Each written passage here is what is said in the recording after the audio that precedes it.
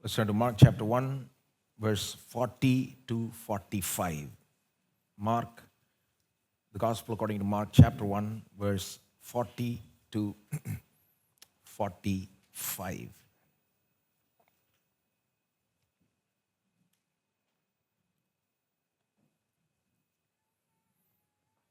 Now a leper came to him, imploring him, kneeling down to him, and saying to him, "If you are willing, you can make me clean."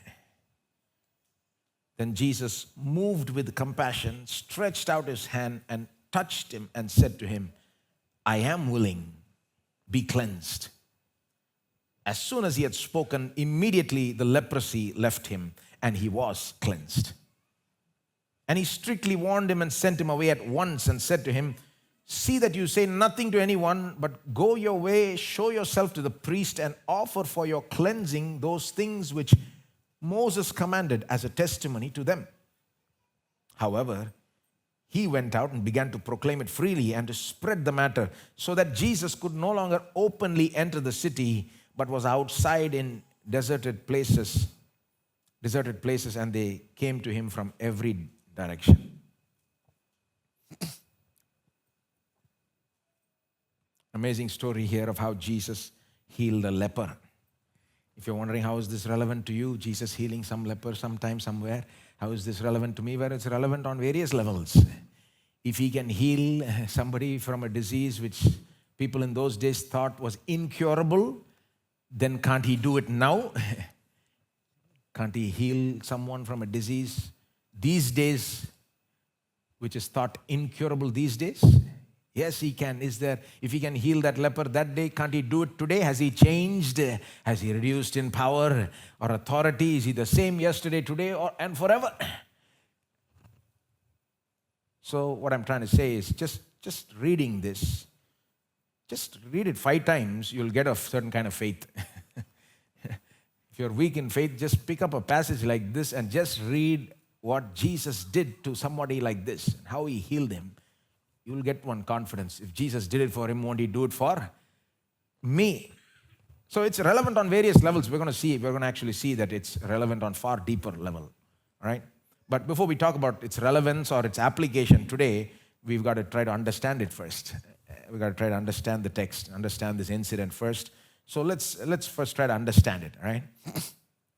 And before we go through these verses, the text, the actual words here, I want to give you a little bit of background about leprosy in Bible days. Because I think, leprosy was common back then. It's not so common now, so we're not very familiar with it. So I think we need a little bit of background. Even if we are familiar with it, we need to know about kind of what it was like in Bible days, right? So I think if you know a little bit of background about leprosy, about the plight of people with leprosy and what a cure would involve in their case, I think you'll understand this passage a lot better. So a little bit of background. The word leper, which comes here in this passage, in verse 40, now a leper came to him, right?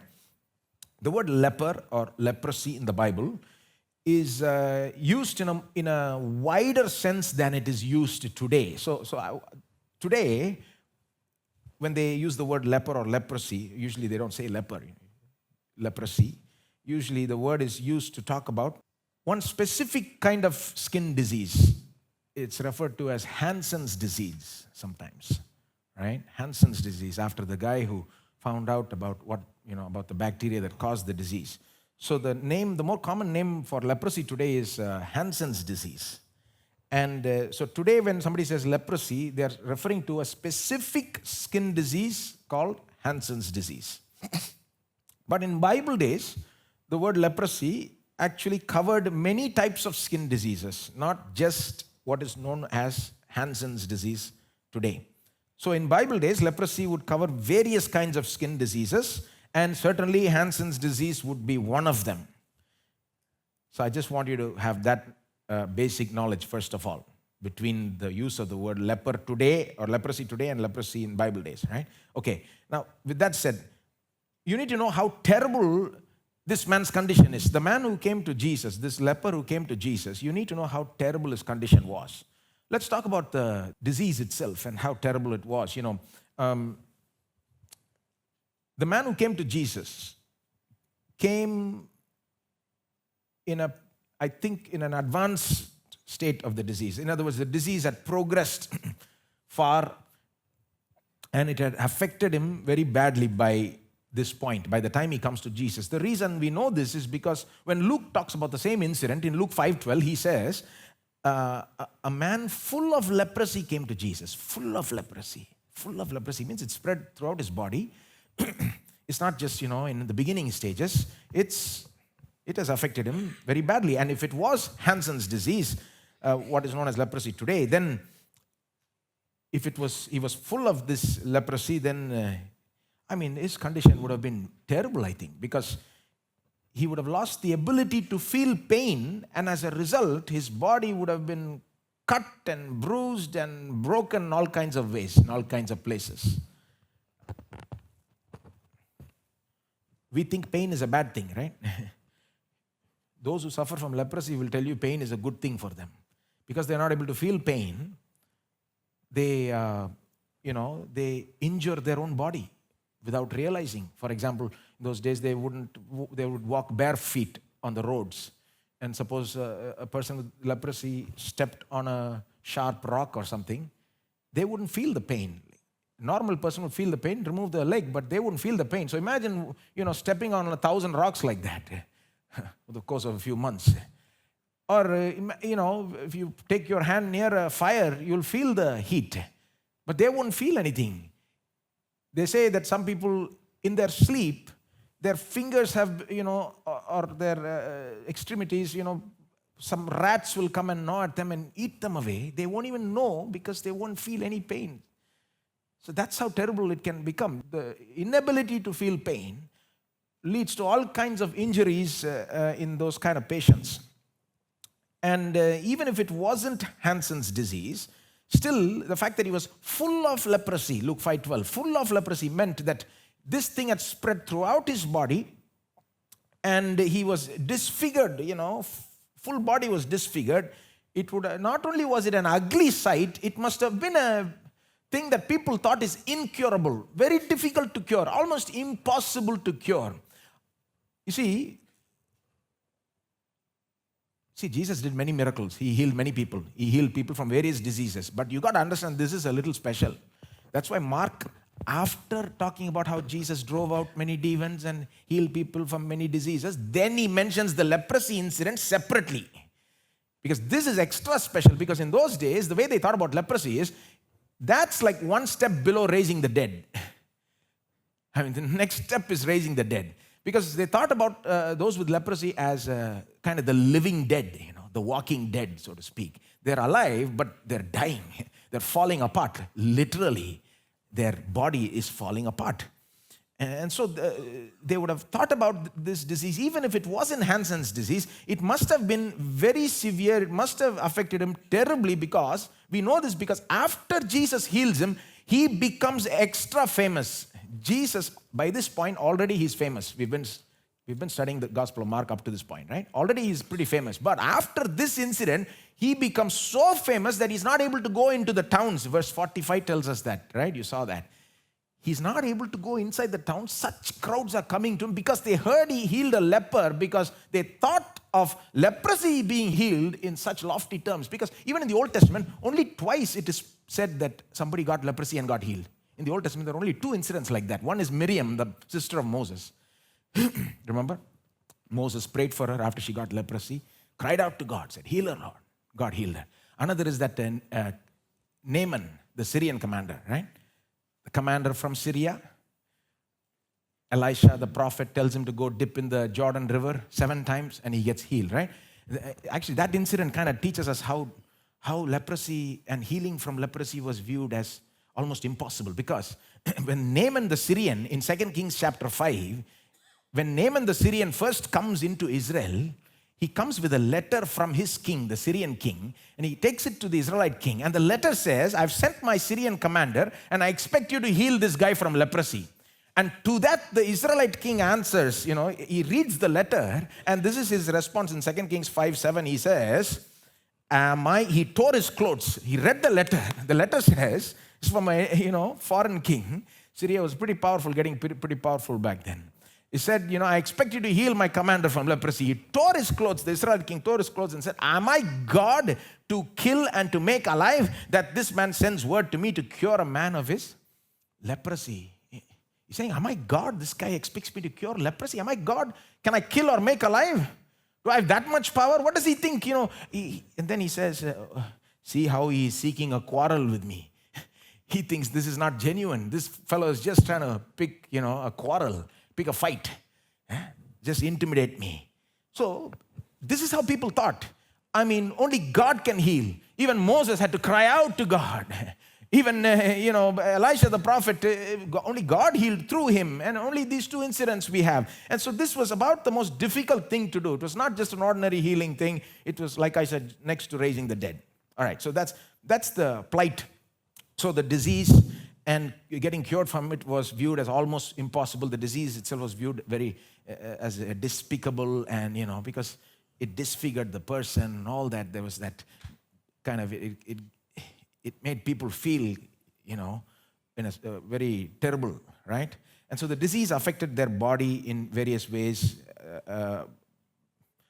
But more than the disease, you've got to understand something else. Worse than how the disease affected their body and how difficult it became to cure that. In those days, there was no cure for leprosy. Today, there is cure for Hansen's disease. You can be cured. There's a medicine for it. You just got to take it. You got to take it properly, and you'll be cured. So, but in those days, there was no cure, right? So, those days, the disease itself was pretty terrible. But more than the disease, there was something even worse. The people with leprosy were considered unclean, or defiled, right? Now, unclean doesn't mean they haven't had a bath, Unclean, in Tamil they will say thittu, right? In our country they understand that, Defiled is maybe an English word that can describe that. So basically in the Old Testament times, in the Bible itself, certain laws are given telling how you should distinguish between the clean and the unclean, the holy and the unholy. God himself gives laws. For example, in Leviticus, he says in Leviticus 10:10, you need to distinguish between the holy and the unholy, clean and unclean. Now, you may say, why all this? Well, there was a reason for it. I think God gave those laws to teach certain timeless truths to these people. The laws themselves were meant only for a certain time period, temporary, until Jesus comes. Some of these ceremonial laws were meant only for a certain time period, not forever. Like, so, for example, the leper, if he has a particular kind of leprosy, he was deemed unclean. People can't go near him. People can't have contact with him, right? And various kinds of laws. So, for example, if you eat a certain kind of food, you become unclean. If you touch a dead body, you become unclean. All kinds of, if you read those laws, it'll look crazy. Leviticus 11-15, you want a taste of them, you go read it in your house, By the time you're done with those chapters, Leviticus 11-15, you'll stand back and say, how in the world am I supposed to live a clean life? That's the point. The laws were given to show God is holy. We are in a state of, no matter how hard you try, you are not going to end up living a perfectly clean life. You are going to end up missing the boat. You're going to miss the boat somewhere. How can you be? You can end up unclean either by sinning or not sinning also. Sinning can make you unclean, but even just coming into contact with a dead body can make you unclean. There's no sin in touching a dead body. If you have a death in the home, you got to deal with the dead body, right? There's no sin. You're not committing any sin there, but still you end up unclean. The point is, whether you sin or not, because you live in a world of sin, you are still affected by it. I think God was trying to make a point saying, certain points God wanted the people to get. God is holy. That's number one. When you approach the holy, you've got to be clean. You can't be unclean. If you're unclean and you approach the holy, there's danger. So, the problem is, man is in a state of sin. Man has fallen. He's living in a fallen, sinful world, so that not only when he does willful sin, he becomes unclean, in that sense, defiled, unable to approach God, But also, sometimes man, even when he doesn't sin, kind of sin comes and sticks on to him. There is a sin pollution, like air pollution, right? You can be as clean as you want, but at the end of the day, you go wash your face and see how dirty it is, right? You know what I mean? If you go on the bike in the street, it's so dirty, you can shut up all the windows and doors in your house and say, I'm going to be spick and span here. No dust is going to enter. After 1 month, see how much dust is there in the house. Just living in a sinful, fallen world, even dirty world, shall we say. Man has made the world dirty, not God, I think. Wherever man has not gone there, it seems to be very clean and beautiful.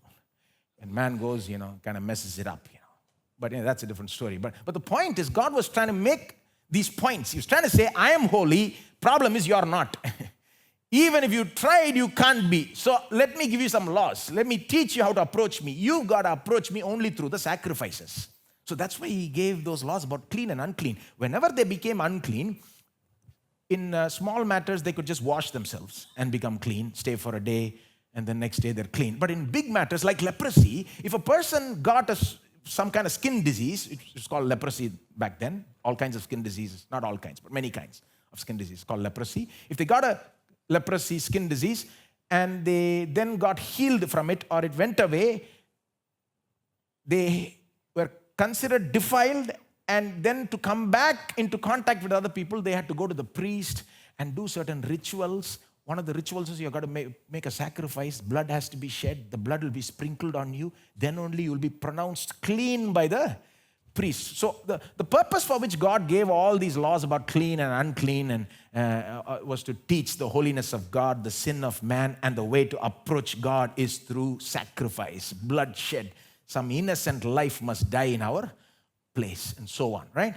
So in that context, the law concerning leprosy is given in Leviticus 13 and 14. You can go read it. There he says that, a certain kind of leprosy if you get, you are considered unclean. And there it says that this leper who is deemed unclean, if he wants to go into a place where there are other people, he has to cover his mouth like this, cover his beard, it says.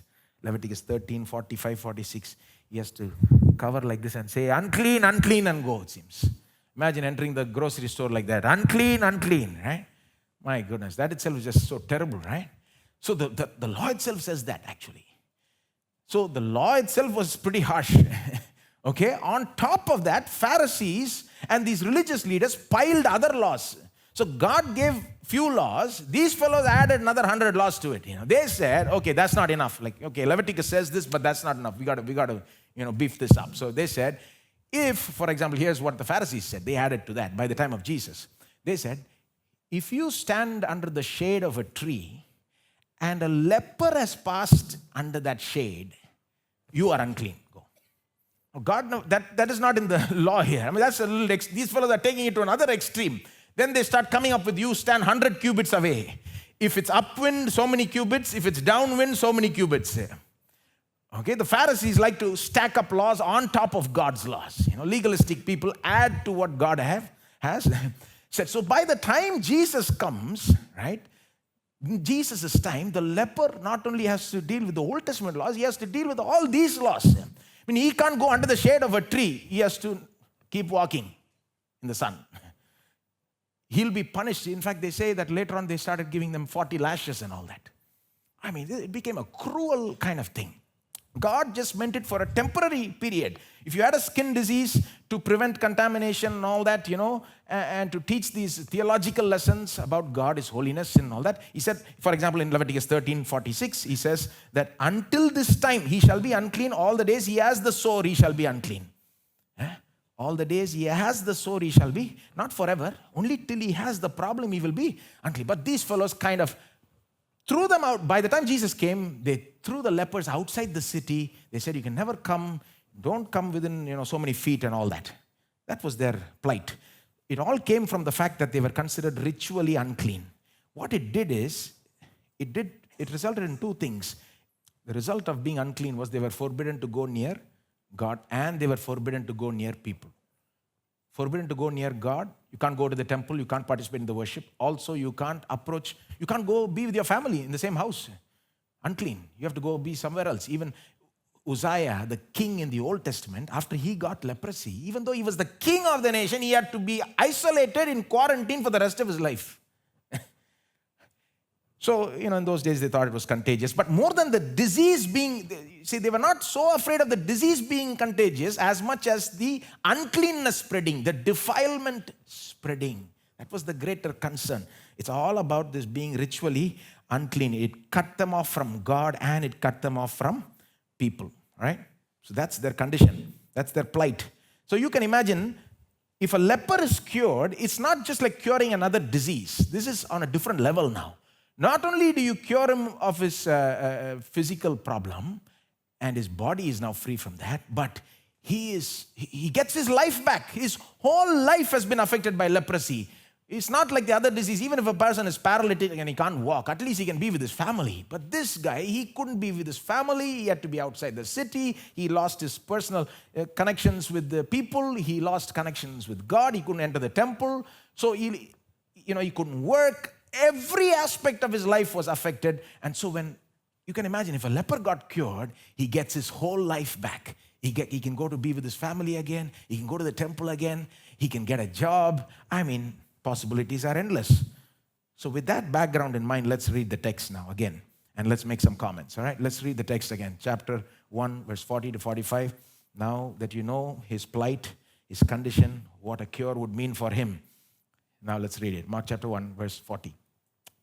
Now a leper came to him, imploring him, kneeling down to him, and saying to him, if you are willing, you can make me clean. The very fact he came to Jesus is shocking. Actually, he's not supposed to come according to the rule of the day. He has to shout, unclean, unclean. He has to, first of all, stand so many feet away. But he came, broke all the rules and came. And he falls at the feet of Jesus. You can see his desperation there. You can see his humility there. And he implores him, he begs him, He says, if you are willing, you can make me clean. He seems to have faith as well as doubt. He seems to have faith that, somehow he's heard about this Jesus. I guess the news went into the place where the lepers were, And he heard that this Jesus does more miracles than anybody else, and he can heal anybody with anything, from anything. But I don't think he's heard that he heals from leprosy. It looks like this is the first incident. After this, many other incidents happen. Jesus healed 10 Samaritan lepers later on. 10 lepers, one shot he healed them. You remember that? And then only one person comes back to thank him. That story, right? That incident. Later on, Mark chapter 14, Jesus goes to the house of Simon the leper, we're told in this passage. So Jesus has more contact with lepers later on. But it looks like at this point, maybe this guy hasn't heard that Jesus can even heal from leprosy or will heal from leprosy. So because it looks like he has some doubt about Jesus' willingness to heal, right? He comes seeming to be sure that Jesus can heal, but not sure that he is willing to heal. He says, if you are willing, you can make me clean. You can see faith and doubt there. You can make me clean means that's a statement of faith. If you are willing means there's doubt there. He thinks, and I don't blame him for the doubt because society has rejected him. They pushed him out. They don't think his life is important. Everybody has pushed him out. Everybody has ostracized him, And in that kind of context, he may be thinking, will Jesus even push me? Will Jesus even reject me? Everybody doesn't think I count, Will Jesus care? So that's why I think he has that doubt. If you are willing, you can make me clean. How does Jesus respond? Jesus could have responded like the king in the Old Testament. Am I God to kill or make alive? No, he didn't respond like that. Or Jesus could have responded like Moses, cried out to God, God, heal my sister, Or Jesus could have done what Elisha did to Naaman. He said, go dip in the Jordan 7 times, something like that, right? Look at Jesus' response. Then Jesus, verse 41, moved with compassion, stretched out his hand and touched him. Shall we say those words? Right? Come on, everybody. Read it with me, 41, verse 41. 1, 2, 3, go. Then Jesus, moved with compassion, stretched out his hand and touched him and said to him, I am willing, be cleansed. I mean, this is not Moses, this is not Elisha, this is a different level. Moved with compassion, stretched out his hand and touched him. I think that might have been the first touch from a clean person that guy might have got in years. Just imagine, I mean, he's probably never been touched by a clean person in years. Because they thought if you touch him, the disease may spread, and worse, the defilement may spread. Right? Jesus touched him. Why did he touch him? He didn't need to touch him. Just one word is enough for Jesus to heal. You know, sometimes we like to touch people, pray for them, right? People also like us to touch and pray and all that. But Jesus doesn't need to do all that. One word is enough for him to heal. And yet he touches. Why? Moved with compassion. Everybody say compassion. Moved with. Actually, some translation says moved with anger. Now, if you're wondering, if it is anger, it's probably anger about his disease or his condition, you know. Because Jesus speaks a little sternly later on, you know. I don't know what's happening there, but some translation says anger, but anger doesn't seem to make a lot of sense. Compassion makes more sense, and the other Gospels also say compassion. I just say that because some people may be looking at other translations, right? But moved with compassion makes more sense. He has compassion towards the man, stretches out his hand, and touches him. I think the moment Jesus touched him, his doubt would have gone away. Who is this person who touches me? Surely he is willing. And then to make his doubt to go away completely, Jesus actually opens his mouth and says, I am willing. Everybody say, I am willing. What a point blank reply to the guy, right? Point blank, he answers his question. I've noticed that Jesus, he answers the questions of ordinary people, but he'll give the Pharisees and the scribes a runaround if they ask him a question. Have you noticed that? If they ask Jesus a question, he'll kind of, he'll ask them a question back. He won't reply with a direct answer. But people who are, in need, people who are in trouble, people who come with humility to Jesus, people who come with great need to Jesus, to them he responds differently. If they ask a question, this fellow asked, if you are willing, he clarifies it and answers it point blank, I am willing. No runaround, no circling about the question, right? If you are willing, I am willing, I am willing. What amazing words. I am willing. Be cleansed. Be cleansed. Even the be cleansed shows the greatness of Jesus. Just one word. And the next verse says the leprosy goes away. Verse 42, as soon as he had spoken, immediately the leprosy left him and he was cleansed. As soon as he had spoken, immediately. Right? Be cleansed. That's all. No long prayer. No crying out to God like Moses. Be cleansed. This is somebody else. This is not just a prophet. This is like a person who acts on his will. Moved with compassion, stretches out his hand with disregarding all the rules about defilement. When he touched that leper, everybody who was around him would have been shocked because now they would have thought Jesus became defiled. Right? I mean, that's what they would have thought. It would have shocked them. Don't touch a leper. But when Jesus touches somebody else, it can only pass from Jesus to the person. Whatever Jesus has only can pass. Healing, right? Cleansing power. Nothing from the other person can pass into Jesus. It doesn't work that way.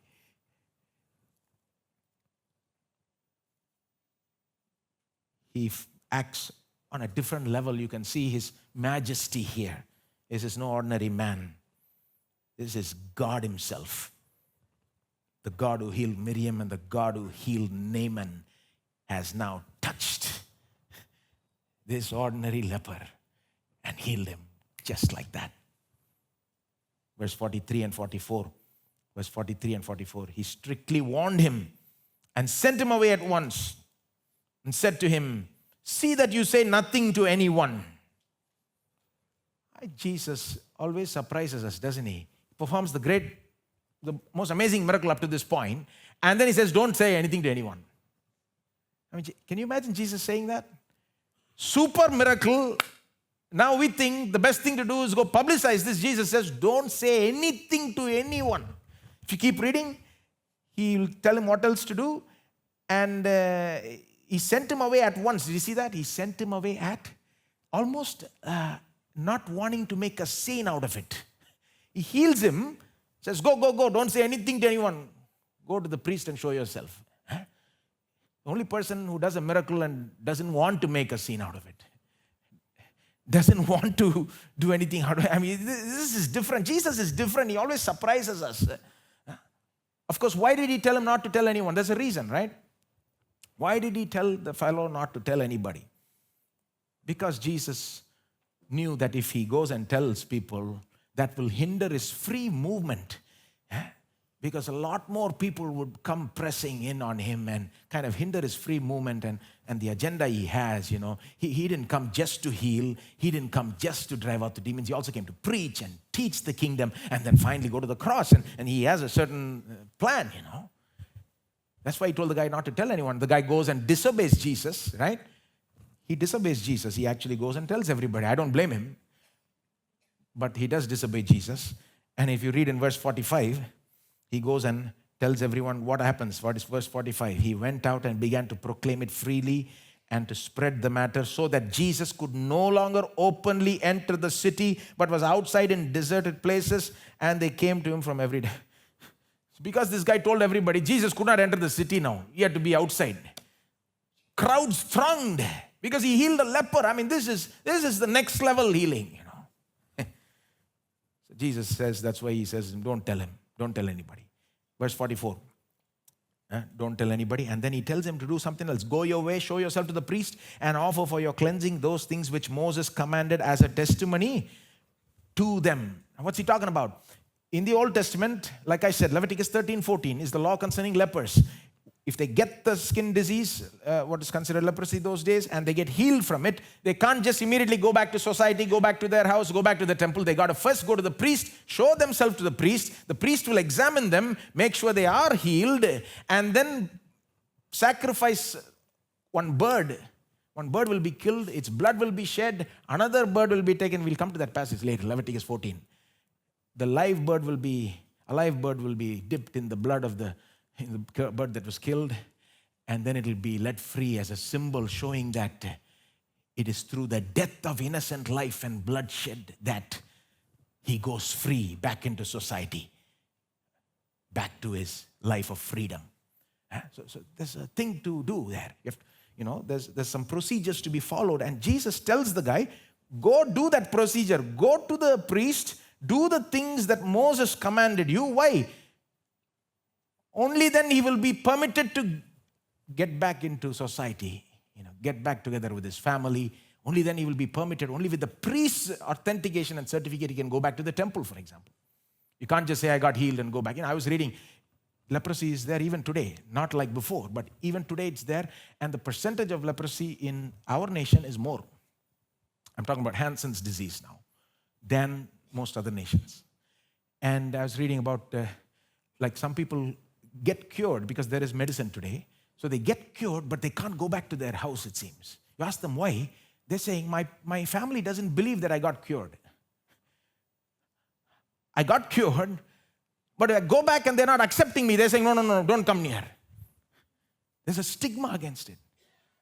They don't believe that he's cured. So that's why they had these laws in the Old Testament. If you think you're cured, go to the priest. If he gives the certificate, nobody can refuse. And so Jesus says, go do that, because Jesus is concerned for him to get his whole life back, for his whole life to be restored. Not just for the disease to go away. Now he's got to get back into society, get back with his family, go back to the temple, get a job. His whole life has to flourish. Jesus is thinking holistically, and he says, go do that. Maybe the guy may not have known about it. I don't know. I don't know if the leper himself knew about the law. Jesus tells him, go do that. It also shows, I think, the fact that Jesus says, go do what Moses commanded, shows that Jesus knows the law and respects the law. Did you see that? These things you have to notice, because later on, some of Jesus' enemies, the Pharisees or the scribes, they start thinking he doesn't like the law. He disrespects the law. No, not true. He knows the law and he respects the law, and he came not to abolish the law but to fulfill the law. So, amazing passage here. Now, we've looked at it to a certain extent. Now, how do we apply this? How do we apply this based on what we know? Well, like I said, you can apply it in a very simple way and say, if Jesus did this for this guy, won't he do something today for me? What was thought incurable, what was thought next to raising the dead that day, if Jesus did, can't he do it today? There are some things which are considered incurable today. Only God can do. Well, Jesus can do it because Jesus is God. He's the Son of God. Believe in Jesus. So you can apply it like that. You can see Jesus' authority and power in this episode. Be cleansed, that's all. And that's it. Problem solved. What can't he do? He's the same yesterday, today, and forever. He can work in your life today, my friend. Believe in him. Take a passage like this. Read it 10 times until you get the faith that Jesus will do it for me. Right? Then you apply it like that. But I don't want to talk about that today because I've done it before. Now let's go to another line of application. How do you apply this today? Well, throughout Christian history, Christians have applied it by actually taking care of lepers. Until Jesus comes on the scene, nobody paid attention to lepers. Like, people just didn't care about lepers. They threw them out of the city, they disregarded them, rejected them, didn't even treat them like human beings. When they started seeing Jesus deal with these lepers, he seems to show extra kindness and love for them, touches them and heals them. Right? When they started seeing this, Christians started taking care of lepers, even before medicine came. You see Christian history, and there's a great history of care, taking care, showing kindness to lepers, trying to meet their needs, for example. And then, of course, recent history, modern medical science has developed a cure for leprosy, which we will say that is also by the grace of God only. And after that, Christians worked even harder, I think, to eradicate leprosy. I'm not saying others didn't work. Certainly others worked. Governments worked. Organizations, institutions on a world level worked. And it has gone down a lot. But there is leprosy even today. And like I said, in India, there are not too many, but there are some people suffering from this. And so I think one way to apply this is to do something for them. Those people who are still suffering from this problem, we need to do something. I say this because maybe somebody will hear this and maybe God will move somebody to do something here. So that's one way to apply it. Here's another way to apply it. We should love and care and welcome those, care for and welcome those who are considered like lepers today. People who have been rejected by society. Not only lepers, there are others also who have been rejected, pushed away by society, left on the fringes, right? Treated inhumanely. You know what I mean? For example, when AIDS came out, when they discovered this disease called AIDS in the 1980s, people were repulsed by it.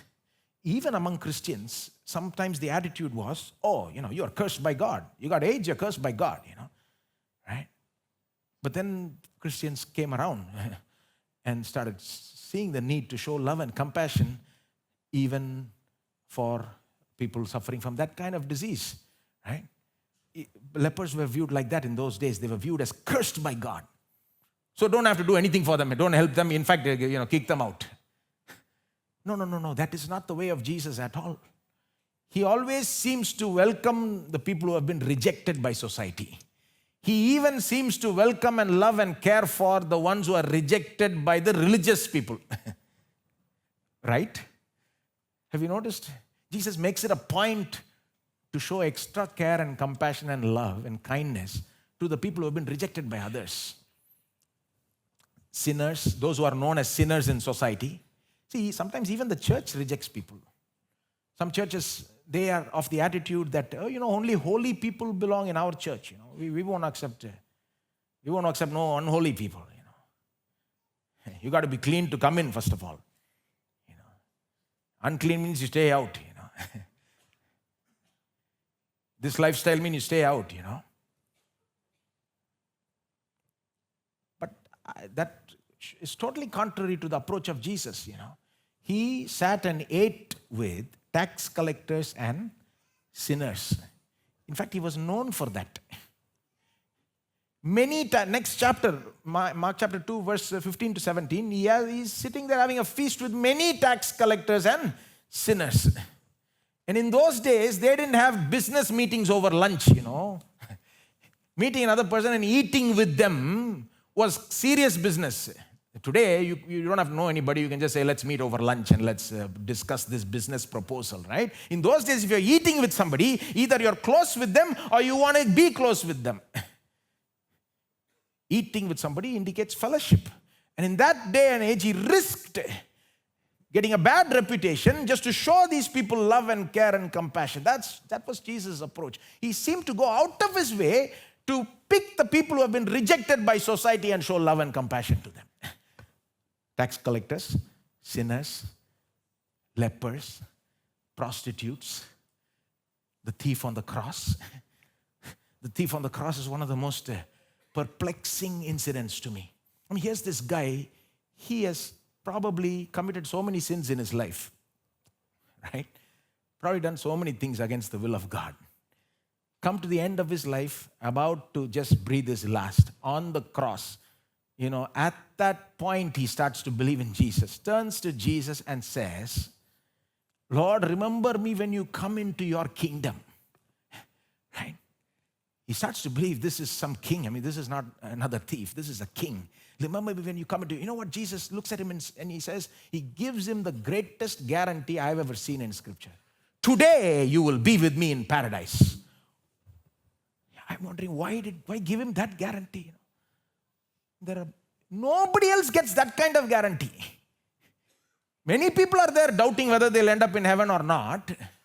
They don't get the guarantee. The guy on the cross who can't even get down to get baptized, it's too late for him. He's stuck there. That's it. To that guy, Jesus says, today you will be with me in. It's shocking. It's almost like Jesus does it on purpose sometimes. He says, you think I can't give him a guarantee? Let me give him a guarantee. Watch. Today you will be with me in. The guy is least qualified to get a guarantee that he will end up in heaven. Most unworthy person. People will look at him and say, no salvation for him, no forgiveness for him. He's too far gone. It's too late for him. Jesus says, I'll make it a point to give him this salvation and forgiveness. He will be with me forever, starting today in paradise. I say this because Jesus makes it a point to show extra love and care and compassion to those who are outcasts, meaning cast out by society, right? Not, if I say the word caste here, it takes on a different. You see, based on caste also in our country, people are sidelined. People are ill-treated. Now, we as Christians, how should we respond? Not just by saying all castes are equal, that's not enough. Jesus goes to another level by showing them extra love, extra care, extra compassion, welcoming them, uplifting them. That's a different level. Anybody can say, yeah, everybody's equal. This is going beyond, above and beyond that. See, I say this because I think the way we have to apply this, one way is to start thinking and praying. God, who is outcast today? In other words, who is pushed to the fringes of society? Who are rejected by society? Who are ill-treated by society? Who are ill-treated by the church? Unwelcome in the church. And how do we show the love of Jesus to them? You think, my friend, you pray, maybe God will lead you to do something about that. Now let's go on. This is not enough. If you just take this passage in this way, it's not enough. The deepest significance of this passage lies in its connection with the redemption from sin. Redemption from sin. Now, everything I said now is fine, but it's not enough to see it only like this. You got to see it as a picture of redemption from sin. In other words, when Jesus healed the leper, you've got to see it as symbolic for Jesus healing us from sin. You got to see it as a symbolic act, picturizing how Jesus redeems us from sin. Okay? So I'm going to explain that, but before I tell you how this symbolizes redemption from sin, I want to give you reasons why we should understand this incident as a symbolism for redemption from sin. Why should you look at this passage, which is about the healing of a leper, and understand it as symbolic for redemption from sin? I want to give you reasons for that. One general reason is there's a connection between all disease and sin, isn't there? There's a connection between all disease and sin. All disease came only through sin. So, but that's general. I don't want to spend too much time on that. But let me give you 3 specific reasons why this incident in the Gospel of Mark ought to be understood as symbolic for the redemption from sin. Jesus healing the leper should be seen as symbolic for Jesus redeeming us from sin. And you should understand the symbolism. 3 reasons for that. One is the whole clean, unclean, defiled matter, right? We were talking about, points us to sin, doesn't it? The worst problem for the leper is not the leprosy, but the fact that he is in an unclean state, which has now cut him off from God, cut him off from people. Now, like I said, uncleanness is not sin, but uncleanness represents the state of being in sin, right? If you're in an unclean condition, you're basically like you're in a condition of sin. If you're unclean, you can't go before God. If you're in sin, you can't go before God. If you're unclean, you can't, other things are affected. If you're in sin, also other things are affected. So, the whole unclean matter, right? The fact that the leper looks at Jesus. Remember, if you look in this passage, leper does not say, heal me. He says, you can cleanse me, right? That's what he says, doesn't he? In verse 40, he says, if you're willing, you can make me clean. You can make me clean. The word heal is not used here, rather clean, cleanse. Make me clean is what he says. And Jesus also doesn't say be healed. He says be cleansed. So the biggest problem here is clean, unclean, that whole deal. And that makes us think about sin and redemption from sin. Okay, so second reason why this is symbolic for redemption from sin. Second reason is Jesus himself makes us to think about redemption from sin by telling the guy to go and do the things that Moses commanded.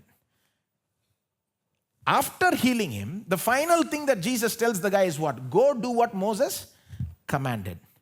What did Moses command? Now go there. When the guy went and did what Moses commanded, you know what he would have thought about? He would have thought about redemption from sin only.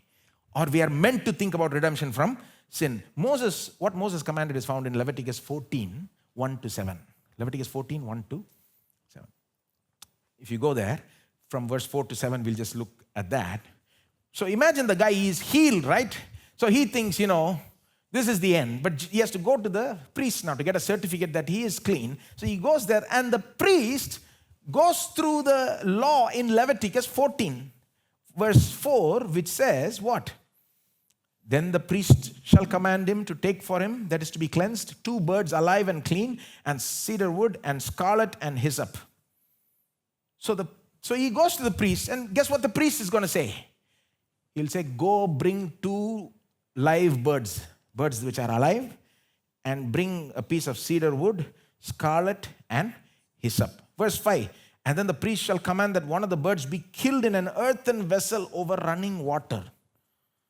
So they'll take one of the birds and kill it in an earthen vessel over running water. Verse 6, and then as for the living bird, he shall take it and the cedar wood and the scarlet and the hyssop, and shall dip them and the living bird in the blood of the bird that was killed. So one bird is killed, its blood is there, running water is there. Then the priest will take that other bird, the one which is alive, along with the piece of wood and the scarlet and the hyssop and all that, and dip it in the blood of the bird which was killed. And then what? Verse 7. And he shall sprinkle upon him that is to be cleansed from the leprosy 7 times. 7 times they'll sprinkle it on the guy, so that blood will, just imagine that. Blood being sprinkled on you. We can't even imagine that, right? Even if I sprinkle water, it will startle you. What if I sprinkle blood? That would have made him think a little bit. Why is blood being sprinkled, right? Sprinkle 7 times and shall pronounce him clean. Shall pronounce him clean. And the living bird will be let loose into the open field. What a picture. You know what this is picturizing? What happened on the cross. It's a whole picture of the cross. 2 birds. One is killed. Because one is killed, the other one is let go free. Obviously, the bird which is killed symbolizes Jesus. And it's killed, the bird which is killed is clean. Notice that? Clean, not defiled, right? And the bird which is killed in an earthen vessel. What does that symbolize? The earthen vessel symbolizes the body of Jesus. He came with a body, right? He became flesh.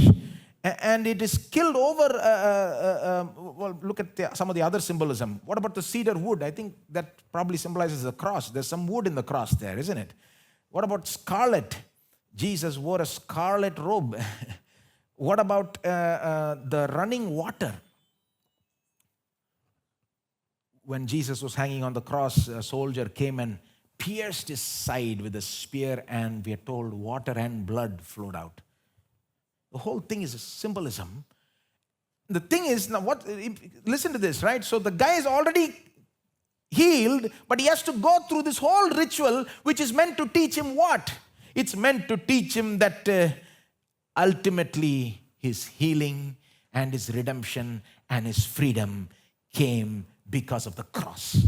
It's meant to teach that. It's meant to teach him that the same cross which deals with sin also deals with this horrible sickness as well. It's all connected, sin and sickness and the cross and the way of redemption. Jesus bore our sin. Jesus bore our curse. Sin can be cleansed only if there is a sacrifice of innocent life and blood is shed. You can only be free from sin and all the terrible things that sin does if somebody dies in your place and sheds blood in your place. You can only go free if someone else takes your place, right? So this whole thing makes him think about bloodshed, sacrifice, redemption from sin. Third reason why we should take it as a symbolic for redemption from sin is the very arrangement of the material here. Now, when you read your Bible, it's arranged, these incidents are arranged in a certain way for a certain reason, all right? So when you read the Gospel of Mark, just the way the material is ordered and presented teaches us something. Now, did you notice what comes after this incident? We just came to the end of chapter 1. And if you go into chapter 2, now remember the chapter numbers don't mean that the subject has changed. Chapter numbers were not added by Mark. It was added later on by somebody else. For convenience sake, chapter numbers and verse numbers were added. So when you go to a new chapter, don't think the subject has changed. Go to the next chapter. What is the first incident about? Mark chapter 2 verse 1 to 12 is about the forgiveness of sins. The main point in Mark 2 1 to 12 is what? See, you remember that incident, Mark 2 1 to 12. What happens is they bring a paralytic guy to Jesus. You remember 4 of his friends bring him and they can't get him in the house where Jesus is. They go to the roof, remove some tiles in the roof and lower the paralytic guy on his bed. What did they come for? They came for healing. Healing. What does Jesus do to the guy? Instead of healing him, he says, your sins are forgiven. The guy never asked for forgiveness of sins. He says, your sins are forgiven. And the whole place goes in an uproar because people are shocked that Jesus opened his mouth and said, your sins are forgiven. I mean, this is bigger than him driving out demons. This is bigger than him healing the sick. This is bigger than him healing the leper. The Jews have seen miracles. See, Jews are no stranger to miracles. They've seen great prophets do great things, even raise the dead in the Old Testament. What they've never seen is a man open his mouth and say, your sins are forgiven. Now that's going too far. They say, what authority do you have? They say, ask Jesus, what authority do you have to say your sins are forgiven? And Jesus says, just so you know that I have authority, let me also say this. Just so you know I have authority to forgive sins, let me say this now. And he looks at the paralytic and says, take up your bed and walk. That is, as though to say, forgiving of the sins is much bigger. This simply proves that. The fact that he now gets up and walks has proven now that I have forgiven his sin. So you kind of follow the arrangement of this material, right? So the leprosy incident leads to this incident where Jesus makes it a point to bring forgiveness of sins front and center. The guy never came for forgiveness. The guy never wanted it, but Jesus makes that the hot topic. Makes everybody think of forgiveness of sin. They're not thinking so much about the healing, but more about the forgiveness of sin. After that, he goes, next episode, Mark 2, verse, what I'm trying to show you is, it becomes more and more about sin in this section. Mark 2, verse 13, after healing that guy, he goes out to the tax booth, finds Levi the tax collector, and calls him, says, follow me. Now, Levi is a tax collector. He is a sinner by everybody's standards that day. He's considered a sinner. Then what happens? Verse 15, he goes to Levi's house, Levi the tax collector house, where Levi has a great feast. They're enjoying a great feast. Levi calls all his friends. Guess who his friends are? All the top sinners in town. A collection of many tax collectors and sinners. You read the passage, Mark 2:15 to 17. It says, many tax collectors and sinners sit down, eat with Jesus and his disciples. Now this goes too far. So the Pharisees say, how dare you sit and eat with sinners? This is going too much. What kind of man of God are you? And then Jesus replies in that last verse in that section about sin, verse 17. This is where the section on sin ends now. Okay, he replies, this is Jesus' reply to justify his eating with sinners. Look at verse 17. When Jesus heard it, he said to them, those who are well have no need of a physician, but those who are sick. If you read that line, it's all about like medicine, right? I'm a physician. I came to heal the sick. I didn't come for those who are well, right? Those who are well have no need of a physician, but those who are sick. Everything is in terms of sickness and healing and physician. Read the next line. I did not come to call the righteous, but sinners to repentance. One line he makes it seem like it's all about healing, but then the final line, he brings back the higher main point. I did not come to call the righteous, but sinners to repentance. That's the last line of this whole section on sin, which begins where? In our incident. See, what Mark is doing is, he first says, Jesus started preaching the kingdom, driving out demons, healing the sick. Then he moves outside of Capernaum, right? And he ministers in the other regions. The leper comes. Now, the leper coming and getting healed is the beginning of this new section on sin, which goes all the way to Mark 2:17. Why does he put the leper thing right there and then follows it up with the explicit mention of sin? Because you should see the healing of the leper as a symbolic act of how Jesus redeems us from sin. You're meant to see it that way. How should we see it then? How should we understand the symbolism? Let me break it into three. We should understand how sin affects us.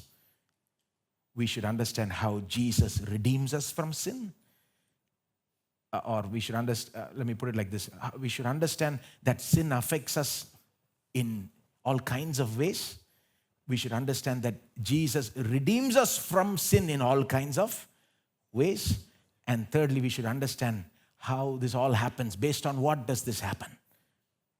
Okay, so break it up into three, right? So first, in what kind of ways sin affects us can be seen in this whole incident of leprosy. So now what we're going to do is look at this leprosy incident, right? Jesus heals this man from leprosy. We're going to try to understand it as a symbolism, right? For redemption from sin. First is, you can see how sin affects us in that. It affects us in all kinds of ways. Just like leprosy, they say about Hansen's disease that it starts out very small and becomes big. It starts out in a very hidden way and then becomes manifest in a very terrible way. They say sometimes it will take even up to 20 years for the disease to spread and grow in the body, kind of. Sometimes they say that a person will not even know that they have the disease. Starts out small, grows big, hidden, revealed later. They don't even know they got a disease. What does that sound like to you? It sounds like sin to me. Only one lie, no, brother. Only one small wrong thing, only, no. Right? What's the big deal if I do this one small sin? Right? That's how sin always starts out. The devil said, just eat this one fruit. What's the big deal, I mean, sometimes I think, what's the big deal? It's just one fruit. That's how it starts. That's how it starts, right? But then in the end, it's horrible. In the beginning, nobody can see what's happening, but one day it will become manifest for all to see the effects of sin. Spreads slow, but it'll in the end destroy the person. Not only that, you can see in the man affected by leprosy that not only physically, but in every other way his life was affected, right? Socially, his life was affected, wasn't it? He lost his relationships with people, with his family, with his friends. Human relationships were affected, right? The same thing you see with sin also. Where sin is there, and if you leave it, just let it fester, it will affect human relationships. For example, just a simple example, like if you think of a person who is addicted to alcohol, right? Think of maybe a husband, right? A father who is just addicted to alcohol. Just not able to get out of it. So he's stuck in this sin, we can say, right? Now, just imagine what that does to his relationships. Imagine what kind of a marriage he will have. Imagine what kind of a relationship he will have with his children. Just total ruin, right? That sin just spoils the home, just destroys the family relationships, right? Work, everything it affects, doesn't it? Or let me give you another example, because when I say alcohol addiction, that sounds like, whoa, far away, right? Thank God we don't have that, Maybe somebody's thinking like that. Well, let me give you another example. The other example is pride. Now, pride, you got to be careful with pride because it can come to anybody. It can come anytime. Pride can affect relationships. Pride is a sin, by the way. If you didn't know it, it is a sin. In fact, it's the sin that God hates the most. You see, God can help anybody else with any other sin. But if a person has got pride, they're shutting off the door to God. First thing about coming to God is you got to come with humility. God help me. That kind of attitude, right? Like the leper, right? If you are willing, you can make me.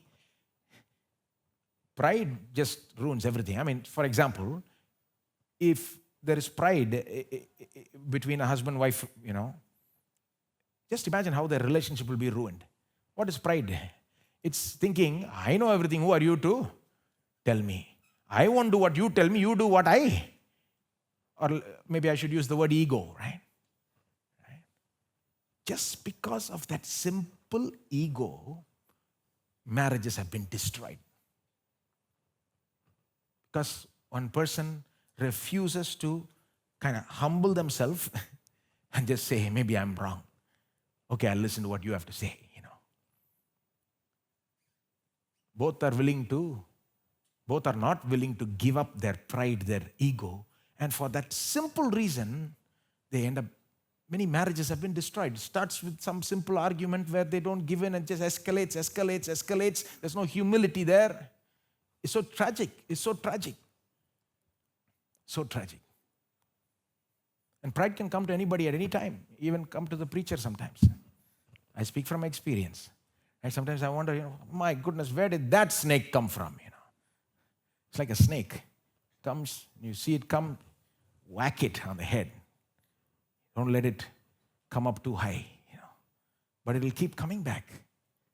It's one of those terrible sins which will keep coming back, and you got to keep watch over it. See, that simple pride can destroy relationships. sin affects every part of our life. The leprosy incident kind of symbolizes that. Okay, so that's how sin affects us. Next, how Jesus redeems us from sin in all kinds of ways. In the same way that sin affects us in all kinds of ways, Jesus redeems us from sin in all kinds of ways. And let me also put it like this. Jesus redeems us from sin no matter how far the problem has gone or no matter how much sin has affected you. You know, the leprosy incident gives us great hope. Jesus healing the leper gives us great hope when you see it symbolically, because, I mean, here's a case where this guy's leprosy has gone to the advanced stage. He's full of leprosy. Already most people will just give up on him, but Jesus heals him completely. Now, what is that a picture of? It is a picture of no matter how much sin has ruined your life, no matter how many areas of your life have been ruined, if you come to Jesus, he can heal you and redeem you from all those ill effects of sin. He can do it. It's a picture. It's meant to be a picture. Please see it in that way. Right? Because some people may think today, sin has just ruined my life. Maybe as I started talking, maybe you began to realize how much sin has ruined relationships, ruined your success in work, or ruined this or that, And you may think, how do I get up from this? How can my life now prosper? It's gone too far. There's no hope for me. No, my friend, if you think there's no hope for you, there's every bit of hope for you because of Jesus. You come to Jesus, you believe in him. He is able to redeem you from all the ill effects of sin. Wherever sin has gone and ruined your life, Jesus will redeem it. Now, it may not happen instantly, because in the case of the leper, instantly he got healed. But when you take the symbolism, it may not happen instantly. But you believe in Jesus, it will happen eventually.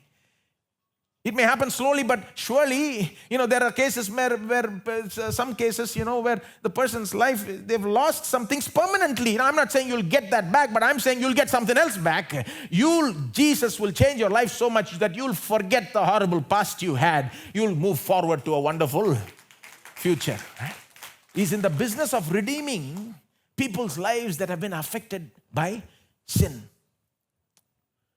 And the worst way sin affects us, of course, is not only physically and socially, but also spiritually, right? Cuts us off from God, doesn't it? Terrible. Believers understand what I'm talking about, right? Usually, believers, we have fellowship with God, right? But when we commit one sin, we're not able to read the Bible, pray, be at peace. That's a good sign. Be miserable if you're a believer who has sinned. Good. Repent, confess, come out of your misery. If there's a believer who's sinning and not miserable, then that's a bad sign. If there's a believer in sin who is not miserable, that is a bad. If a believer is in the middle of sin, if they are miserable, I think that's a good sign. It shows that at least you can't be happy in your sin. It shows that you need to repent, confess, come back to God. Sin has kind of spoiled your fellowship with God. But that's not the end of it. Jesus is there. His blood is there. He continually cleanses us and washes us and forgives us. He'll always accept us. He'll never cast us out. Him that comes to me, I will never cast out. You can come to Jesus today, right? You can come back to him for the 100th time, for the 1,000th time, for the 10,000th time you come back to him. He will again redeem you. He will again turn your life around. He can do it. Don't think you're too far gone. See, that's the picture, that's the symbolism we get from the healing from leprosy. Because leprosy represents something that's too far gone. That's it. No hope for this person. But when you have Jesus, there is always hope. There's always hope. I want to say to you, how do you apply this passage today? Here's what you do. You look at your life and you see where all sin has affected your life. Look at your life, see if sin has affected your family life, your marriage, your work success, your, emotional state, your mental state. People talk about mental health a lot, right, these days. Sin is the reason behind it all. It's terrible. Sin is a terrible thing. We got to hate it, and we got to know how terrible it is. We got to know how much it affects us, but more than that, we got to know how much Jesus can redeem us from all these things. You keep coming to Jesus, you keep holding on to Jesus as the one who redeems you, not only forgives you, cleanses you from sin, but he redeems you from the ill effects of sin. This leper, he lost all his health, he got all his health. This leper, his relationship with people was cut off, he got that back. This leper, his relationship with God was cut off, he got that. This leper probably couldn't work, he got that. Everything that was affected in his life was turned around and restored, and that's a picture of what Jesus can do to us in the way he redeems us from sin. You believe that? So as believers, apply it in that way. Don't just read it as some incident of Jesus healing a leper sometime somewhere and go away. No. It's a picture of how Jesus redeems us today from all the ill effects of sin. Now finally, what's the basis for all this? How does Jesus end up doing this? The answer is by taking our place. By taking our place. In the story, Jesus does two things.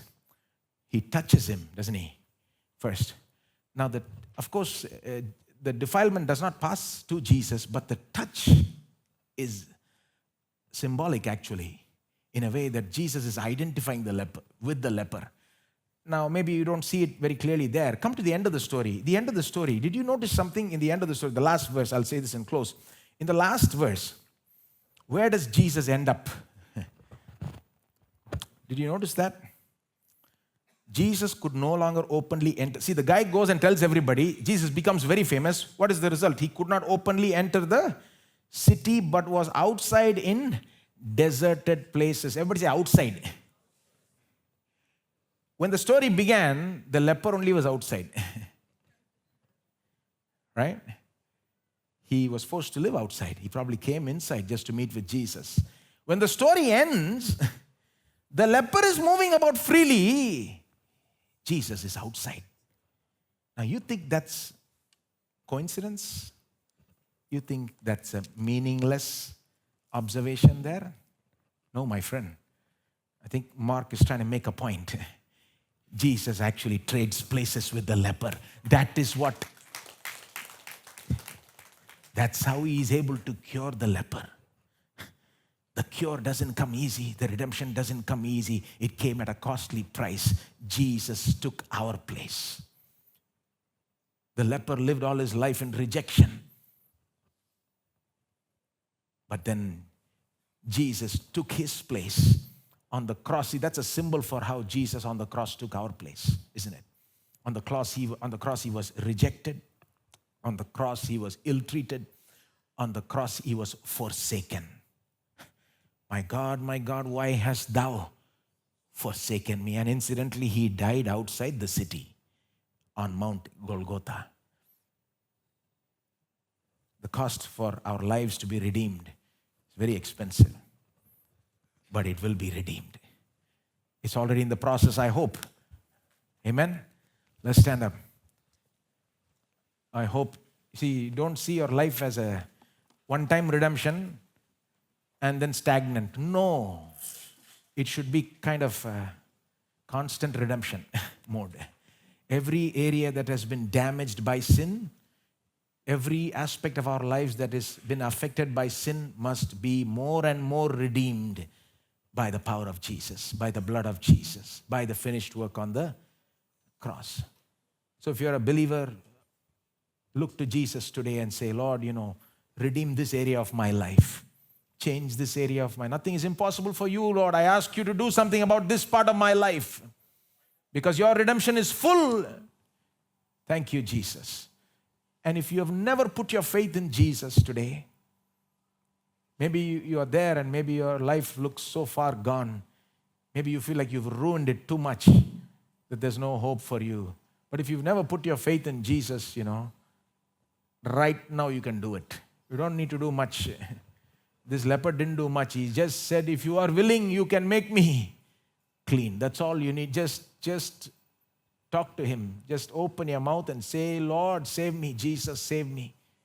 Jesus, save me. Turn my life around. Jesus, cleanse me. Jesus, forgive me. Jesus, deliver me from these addictions. Jesus, change me.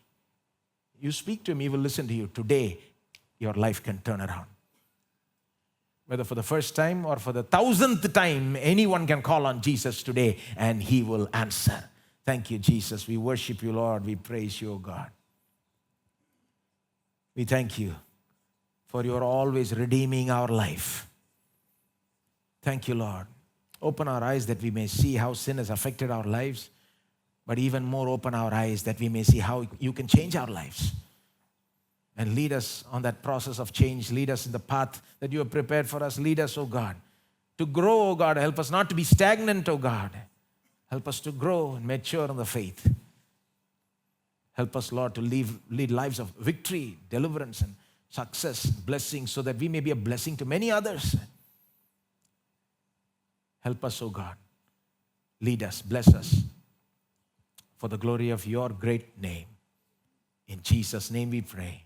Amen. The grace of our Lord Jesus Christ and the love of the Father and the fellowship of the Holy Spirit abide with us for now and forevermore. Amen.